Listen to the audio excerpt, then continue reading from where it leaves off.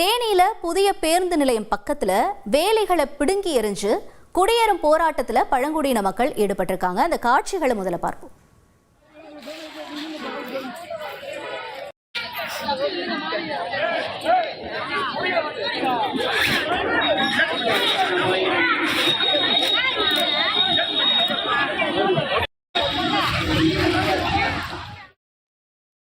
இது தொடர்பான விவரங்களை எமது செய்தியாளர் சிவசபாபதியிடம் கேட்டு பெறலாம். சிவசபாபதி, என்ன நிகழ்ந்தது அங்கு?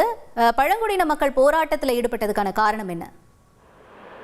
தேனி புதிய பேருந்து நிலையம் அருகே பல ஆண்டுகளுக்கு முன்பு பாத்தீங்கன்னா பட்டியலின சமுதாய மக்களுக்கு தமிழக அரசால் 4 ஏக்கர் பஞ்சமி நிலம் வழங்கப்பட்டது. அந்த பஞ்சமி நிலம் வழங்கப்பட்ட அடுத்தடுத்து பாத்தீங்கன்னா அந்த பகுதி பாத்தீங்கன்னா கொஞ்சம் அதிக அளவுல வளர்ச்சி பெற்றுக்கிட்டு இருந்துச்சு. இந்நிலையில பாத்தீங்கன்னா தனிநபர்கள் அந்த இடத்தை ஆக்கிரமிச்சு வேலிகள் போட்டு அந்த இடத்த தங்களுடைய நிலமாவே கொண்டாடிட்டு இருந்தாங்க. இதுக்கிடையில பட்டியலின மக்கள் என்ன செஞ்சிருக்காங்க, மாவட்ட ஆட்சியர் மற்றும் வருவாய் அலுவலர்கிட்ட தங்களுடைய இடத்தை மீட்டு தருமாறு பல முறை புகார் அளிக்கப்பட்டும் அந்த இடத்தை மீட்டு தராததுனால இன்று பாத்தீங்கன்னா 100க்கு மேற்பட்ட பட்டியலின மக்கள் அந்த இடத்தை சுற்றி அந்த தடுப்பு கம்புகள், வேலிகள் இதை எல்லாத்தையுமே பிரிச்சு எரிஞ்சு அங்க எரிஞ்சுக்கிட்டு இருக்கும்போது அந்த ஆக்கிரமிப்பு செய்த நபர்களுக்கும் இவர்களுக்கும் வாக்குவாதம் ஏற்பட்டது.